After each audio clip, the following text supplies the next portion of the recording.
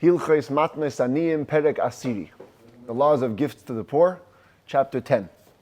Today is the final chapter, and it's also about tzedakah. And it's a very, like a homiletical, ethical chapter. Almost like you can hear the Rambam giving a sermon. Like he's trying to inspire the Jewish people about tzedakah. So he talks at length about the great virtues of tzedakah. Today is also the famous chapter where the Rambam gives the ladder of 8 levels of tzedakah. We're all very familiar that there's 8 levels of charity. It comes from today's Rambam. So let's get right into it. Halacha Aleph, the Rambam begins. Chayavin anu lihizaher b'mitzvah tzedakah yoser mikol mitzvah saseh. A Jew, the Jewish people, we have to be careful with the mitzvah of tzedakah more than any other positive mitzvah. Shahat tzedakah siman letzadik zera Avraham Avinu. Because tzedakah is the sign of a tzaddik. You want to look around, you want to know who's a righteous person? See who gives tzedakah.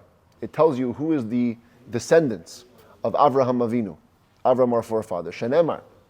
Because it says, this is the first verse on the screen, Hashem said this verse about Avraham Avinu. Ki yedativ, because I know him, or others translate, Rashi translates, I love him. Why do I know Avraham Avinu? Why do I have a special relationship with him? Leman asher yitzaveh es bonav la'asos tzedakah. Kind of skips part of the verse, but the point is, because he commands his children to do tzedakah, that was Avraham Avinu's trademark. Avraham Avinu's trademark was, he gave tzedakah. So if you want to know who's the true children of Avraham Avinu, look at the Jews who give tzedakah. The Ein Kisa Yisrael Miskainen, the chair of Israel, the throne of Israel, is never more established. The Das HaEmes Oimedes, and the true religion, Jewish religion, never stands more firmly, Ella B'tzedakah, unless through tzedakah. When we give tzedakah, we're actually contributing to the eternity of the Jewish people. Shanemar, because it says, that's the next verse over here, B'tzedakah tikainani. Through tzedakah, you give me, you make me well-founded. The Ein Yisrael Nigalin Ella B'tzedakah, and Jewish people are only going to be redeemed through tzedakah. Shanemar, as it says, Tzion b'mishpat tipadeh b'shaveha b'tzedakah. Zion, Yerushalayim will be redeemed with justice, and its captives will be redeemed with tzedakah. Halacha Beis says that Rambam, you should know, unlike many Jews think, Le'olam ein adam ma'ani min tzedakah. A person can never become poor from giving tzedakah. Ve'ein davarav v'lei hezek niglal b'shvil tzedakah. No bad thing, no damage will roll into your life because of tzedakah. Shenemar, because it says, top verse here on the screen, V'haya ma'aseh hatzedakah shalom. Yeshayahu Navi says, the deeds of tzedakah will bring peace. The Rebbe once explained why. What's the reason why you can never become poor from tzedakah? Because any money that is meant to go to tzedakah is not part of your bank account. We believe that every Jew gets 2 sets of bank accounts from Hashem. He gets one bank account for his personal needs, and one bank account is given to you in order to pass it on to the poor. So there's no way that your property could suffer because of tzedakah, because the money that you have for tzedakah is reserved for tzedakah anyways. Additionally, says the Rambam, anybody who has mercy on poor people, Hashem will have mercy on you. Shanemar, as it says, this is in the Torah, Hashem will give you mercy, and He'll have mercy on you, and make you increasingly great. On the other hand, if you see a Jew who's too cruel, he doesn't have compassion. Too many Jews pass him by asking for money, and he doesn't give. This is extreme. There's room to suspect about his lineage. Maybe it's not so proper. Cruelty is a trademark for idol-worshipping Gentiles, not for Jews. Shanemar, as it says, 3rd verse over here, Achzari hema v'lo yerachemu. They are cruel. They don't have mercy. But the Jewish people do. All Jewish people and all those who attach themselves to the Jewish people, meaning all the righteous converts, all the righteous Gerim, we're all like brothers. Shenemar, as it says, Banim atem la'Hashem alekechem, you're children to God. If one brother is not going to have mercy on the other brothers, tell me, who's going to have mercy on him? Somebody else. Someone from a different family.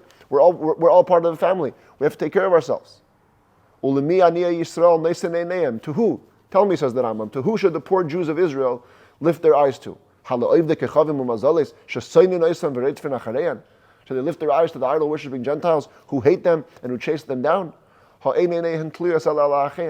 eyes are only hanging to their brothers, Jewish people. We have a moral responsibility to take care of those that are poor among us. Halacha Gimel says the Rambam, Kol hamalim einav min tzedakah. If somebody purposely closes his eyes to tzedakah, not that you don't have enough money you can give, you purposely close your eyes. Hareza nikra bliyal. Another extreme thing. You're called somebody who doesn't have a yoke. Bliyal is a bliol, without a yoke. What is the provision of Einstein? Avodah zarah. K'moshe nikra oived avedos kechavim umazal is bliyal. Like somebody who serves idol worships is called bliyal. How do we know by idol worship it's called bliyal? Look what it says in the verse. Uva avodas kechavim hu oimer. It says yatsu anashim bnei v'liyal. Talking about the city where the Ir Hanidachat, where the whole city was convinced to serve idols. So the way it's introduced says there were people that went out, bliyal, who have no yoke, and they served idols. Uvemalim einav min tzedakah eimer, and the same word is used when it comes to closing your eyes from tzedakah. What does Hashem say in the Torah? Hishamer lecha, be careful, pengia davarim levavcha v'liyal, lest you arouse certain thoughts that are like idolatrous. They have no yoke. What does it mean, no yoke? Oh, come on, ol malchut shamayim, like the yoke of heaven.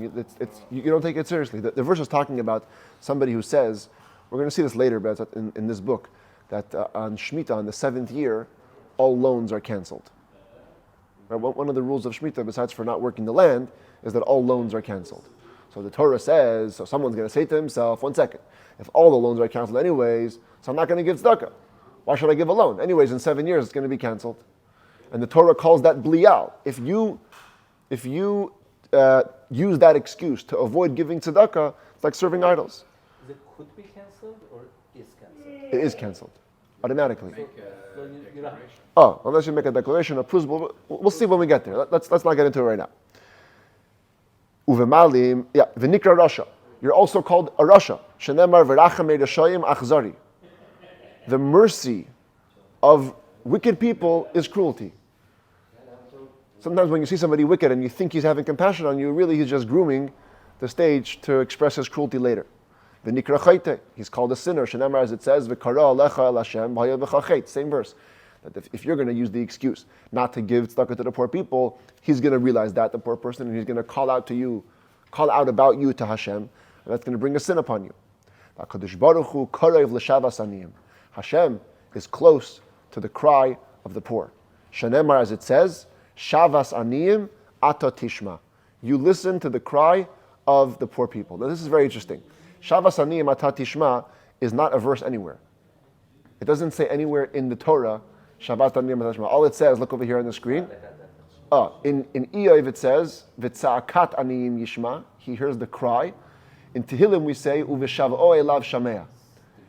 Yes. You know where's the only place where it says Shavat Aniyim Ata Tishma? In the Sfaradi Siddur. Yes. In Nishmat Kol Chai. It says right over here. What does it mean? Shavat Aniyim Ata Tishma. It means you hear the cry of the poor. It's not in the Chabad? No. Oh, really? In the Chabad Siddur we don't have this line. Only in the Sephardi Siddur, which I thought is interesting because the Rambam in the end of the second book, he gives us his whole Siddur. And he doesn't bring this. Even though he was a Sephardi, he doesn't have this line from Nishmat Kol Chai. But in today's Sephardic Siddur, you can actually see this as part of like liturgy. But it's definitely a mix of two. Huh? I'm just saying it's a mix of two psukim. Those words, Shavas Aniyim Ata Tishma, you hear the cry of the poor, is not in the verses. In the verses, it's kind of like a conglomeration of two verses. But we have that a lot. In the Siddur, a lot of times, we have like a poetic mixture of two verses. The Rambam continues, Lefichach, therefore, tzarich lihizar b'tza'akasam. We have to be very careful not to let a poor person cry out to Hashem on our account. Shahari bris krus alehem. They have a covenant promise to them. Shenemar, it says, we just read this on Pesach, V'haya ki yitzak elai v'shamati ki chanun ani. If the poor person will cry out to me, says Hashem, I'm going to listen because I'm compassionate. So you don't want to be the cause for a poor person to cry out to Hashem. Halacha dalid kol hanosin tzedakah la'ani b'sever panim rois. Somebody gives tzedakah to the poor person with a bad countenance. Okay, we're going to imagine this guy on the right. He's got a bad countenance. Upanav kvushes bakarka. Maybe his face is stuck to the ground. It basically means like you're looking down, you don't really care, you're just going to giving to get him off your back. Afilu nasan le elef zehuvim. I don't care how much money you gave me. Even if you gave him 1,000 gold coins, ibeid zechusei v'hifsida. You lost the merit. You destroyed it because of the attitude. Poor people can feel, and there's a big lack of dignity when they feel like you're mistreating them, like you're just giving them, as a favor to humanity. They want to also, It's actually one of the most humiliating things. Yeah, it's super humiliating. You want to feel dignified in accepting when you have to accept charity. And for a Jew to give it with a bad countenance loses his whole merit. Now we're going to see later, you still get the mitzvah of tzedakah. We can't discount the mitzvah. You've done the mitzvah. But it's really, really not ideal. And certainly any spiritual merit that accrues, you lost. You should give it to him with a joyous countenance, with happiness. See if you can even empathize with him about his troubles. Shenemar, as it says, this is Eov said this. Did I not cry to those who had a hard day? Was my soul not miserable for the poor? He's asking it rhetorically. In other words, this is what he used to do. Eov was the kind of guy who used to commiserate with other people. In addition to that, you should also speak to him words of comfort. Basically, first empathize, and then also offer him comfort for the future. Shenemar, as it says, same thing, Eov said, V'leiv almana arnin. I love to make the hearts of widows joyous. I give them hope. Halacha hey, sha'al ha'ani mimcha ve'in bi'adcha klum litin lay. Very interesting. The Rambam doesn't usually talk in first person.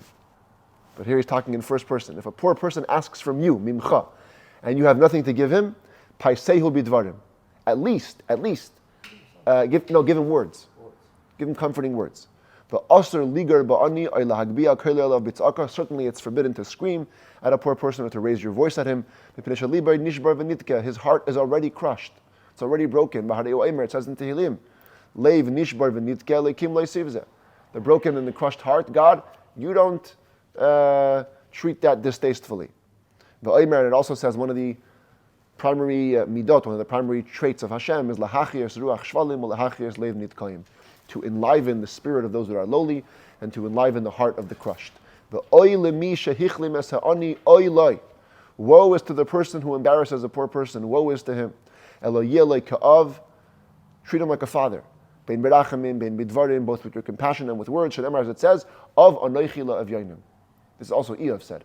I'm like a father to the poor. I literally treat them like my son. If somebody forces others to give tzedakah, me'aseh is like strongly encourage. Basically force them. Sometimes you can have greater reward than the person who actually gives the tzedakah. If I motivate you to give the tzedakah, my reward might be greater. Shenemar, because it says, here's the verse again, I'm going to go back. V'haya ma'aseh hatzedakah shalom. So literally it means the deed of tzedakah is peace. But the word ma'aseh could also mean me'aseh, force. The person who forces the giving of tzedakah brings peace upon himself. So you can force people? In certain cases you have to force them, and you should. And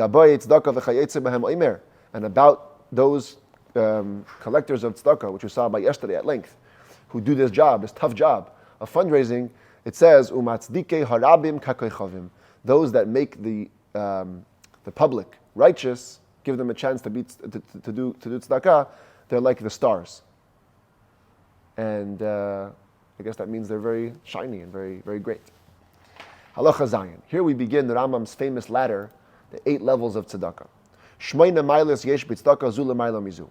There are 8 levels of tzedakah, one on top of the other. And the Rambam goes not from the bottom up, from the top down. Maila gedola, she'ein la maila mimena.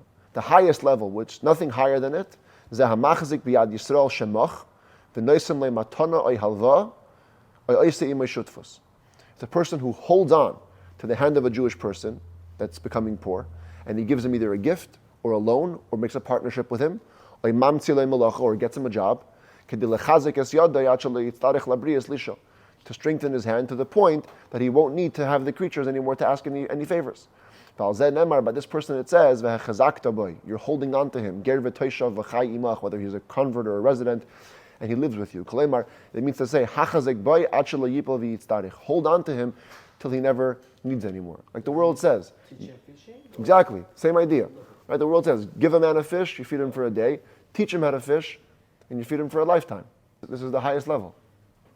You put him on his feet. Halacha ches, excuse me. Halacha ches, pachus mizeh, next level down. So we have the highest level, give him a job. Less than that, hanoisin tzedakah la'aniyim, v'lo yada leminasan, v'lo yada ha'oni mimilakach. You give tzedakah to the poor, you don't know, yes, totally in secret. You don't know who you're giving, he doesn't know who he's taking from. Shaharezu mitzvah lishma. This is a mitzvah for its own sake. For example, we had this before in the last book, that there was a room, it's called the secret room, in the Bet HaMikdash. People, the righteous people used to put stuff or money in there secretly. And then the poor people, the sons of good people, but they didn't have any money, they would go secretly and take the money from there. The Karev Lazeh, says the Rambam, interesting, close to this, this is the first source of a tzedakah box. Somebody puts money into the tzedakah box, but he probably means the kupa, that we saw yesterday, the communal fund. Put money in the communal fund, so you don't know who you're giving to. He doesn't know who he's getting it from, so you have the same zechut. But a person who's responsible, a responsible Jew, should not put money into the communal fund, unless he knows that the person in charge is trustworthy, is wise, and knows how to behave properly. For example, like Rabbi Hananya ben Tradian, the Talmud tells about him, he was like the collector in his city, and he was once fundraising before Purim, so he had two boxes. He was fundraising, one box was for the poor people just in general, one was special for Purim. And there was a discrepancy. Anytime there was a discrepancy, he would make it up from his own money.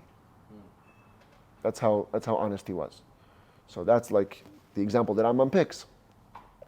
Point is, if you know that the guy in charge is trustworthy, give to the communal fund. That's level 2. So level 1, giving him a job. Level 2, you don't know, he doesn't know. Pachus mizeh, halacha tes. Less than this. Number 3. Sheyeda hanoisen lemiyitain, v'lo yeda ha'ani mimilakach. The giver knows who he's giving to, but the poor person doesn't know who he's taking from.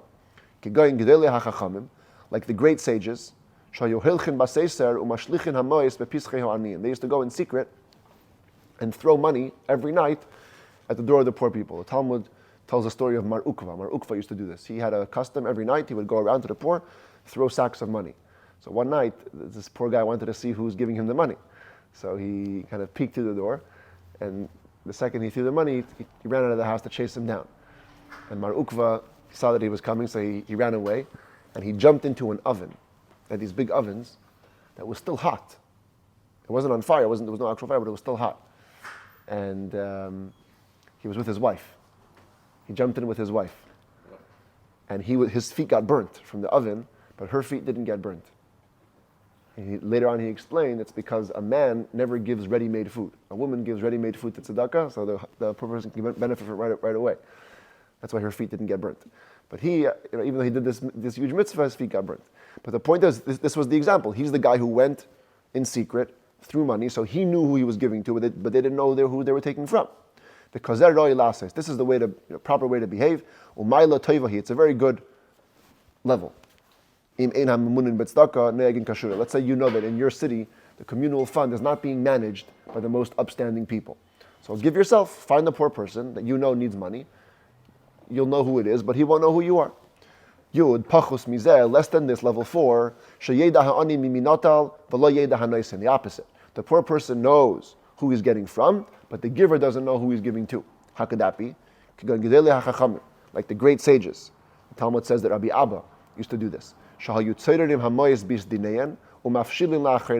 put a bunch of money in their sack, put it over their back, close their eyes, and all poor people can come and take.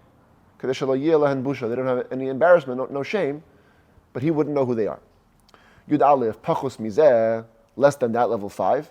You know who you're giving, he knows who he's getting, but you give it to him in his hand before he even asks. You're walking down the street, you see a poor man, boom, you give him money. Yud Beis, Pachus Mizeh, level 6, less than this. Shayitin loy achar sheyishal. This is classic tzedakah usually. You give tzedakah after he asks. He comes to your door, knocks on your door, so you know who he is, he knows who you are. He first asks, then you give him the money. Yud gimel pachos mizeh, less than this, level 7. Shayitin loy pachos min haroi, b'sever panim yafais. You give him less than what you should, or less than what you could, but you give it to him with a nice countenance. Your face is shining. And Yudalid pachos mizeh, level 8, the lowest of the levels, shayitin loy be'etzev. You give him sadly. So it's still a level, it's still tzedakah, but it's level 8, it's the lowest on the rung. Halacha Tezvav says the Rambam, Gedolei HaChachamim, the great sages, Rabbi Eliezer is the guy in the Talmud that's given as the example. Hayu noisnin pruta le'ani, koidem kol tefila, va'achar kach mispalelin. They would give a coin to a poor person before every prayer, and then they would pray. Tzedakah before davening. Shenemar, because it says in Tehillim, Ani, where's the verse here?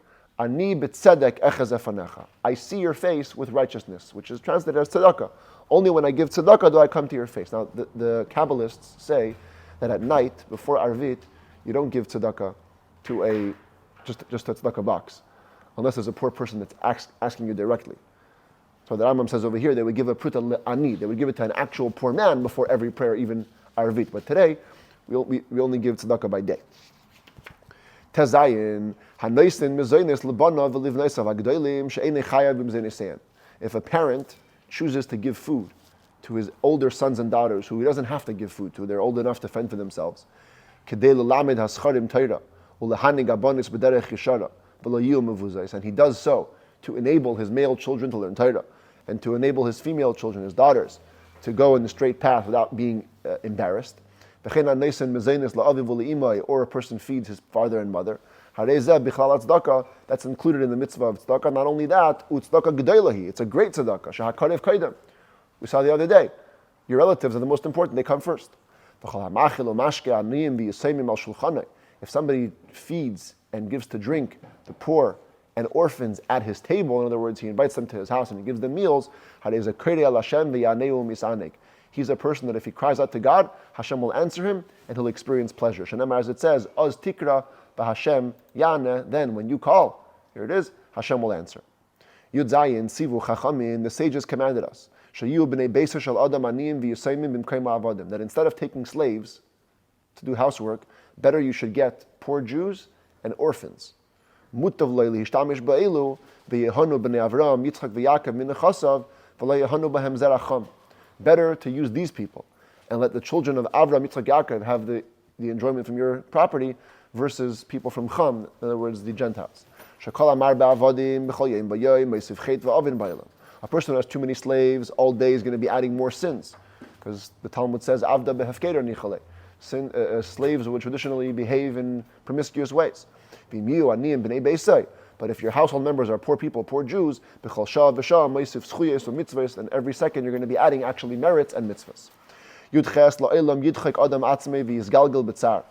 Even though tzedakah is so great and all that stuff we said, a person on his own should put himself under pressure and rather endure pain, rather than making himself needy to the people and throwing himself on the community. And so commanded our sages, and they said, Aseh Shabbat chachol, va'al titztarech labrias. Better treat your Shabbos like a weekday, have simpler food, and don't make yourself needy to people. Even if he was a Torah sage, and he was very honored, and he became poor, yasek be'umnus, va'afilu be'umnus minu veles, rather go get a job, even if it's a degrading job, v'lo yitztarech labrias, without needing to come on to people's donations. Mutav lifshoit oir behemos nevelis. This is borrowed from the Talmud. It says, better to skin the hide of a dead animal carcass, v'lo yoymar la'am, and don't tell other people, chacham gadol ani, kohen ani, parnasuni. Hey, I'm a big sage, I'm a kohen. Come and support me. No, do what you got to do. Ubekach tzivu chachamim, and in this the sages commanded, and they didn't just talk the talk, they walked the walk. G'dolei hachachamim. We know, we have record of some great sages. Some of them were wood choppers. They used to carry wood beams. They used to carry water to the gardens. They used to be blacksmiths and smelting iron. They didn't ask any favors from the community. They didn't take any money when they gave them. They were self-supporting, self-sufficient. Halacha Yotes concludes the Rambam. They say fake it till you make it. So if a person doesn't need to take tzedakah, he has enough money, but he fools people and takes tzedakah, it's going to be a self-fulfilling prophecy. It's going to come true. You're not going to die from old age until you're going to actually need people's donations. He's included in the verse that says, cursed is the man that trusts in man. On the other hand, if you have to take tzedakah, and you can't live unless you take tzedakah, like an old person, a sick person, a person in much pain, and you're too proud and you don't take tzedakah, you're considered a murderer to yourself. And you're liable capitally. The only reward you get for your pain is sin. Because you put yourself through pain at a time when you shouldn't have. We said before, you should put yourself under pressure. That's when you can survive. If you can't survive, then you get nothing for that. And then you have the middle, the most blessed. A person who needs to take tzedakah.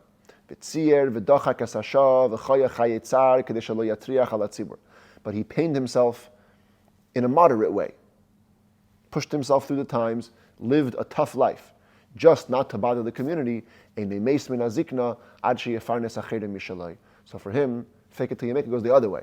Hashem guarantees he won't die until he becomes the giver who will provide for others from his own possessions. The Allah, about him, and anybody like him, it says, Baruch hagever asher yiftach b'Hashem. Blessed is the man who trusts in God. And the Rabbi explains that the source is from the word Baruch. We said it yesterday when the ark was open. We say, "Va'abotech b'Hashem, chesed yisevevenu." If you trust in God, then kindness will surround you. The verse doesn't say that here. Here it says Baruch. Baruch means blessed. Blessed means something in addition to the main reward. The word bracha in Hebrew implies a hosafa. So if a person trusts in Hashem, then he'll be Baruch. He'll be blessed in a way, not just where he'll be surrounded with kindness, but he'll be able to give others kindness as well. Brich Rachamana Desaya, and blessed is Hashem, who gives us help. Mazal tov for concluding the laws of gifts to the poor.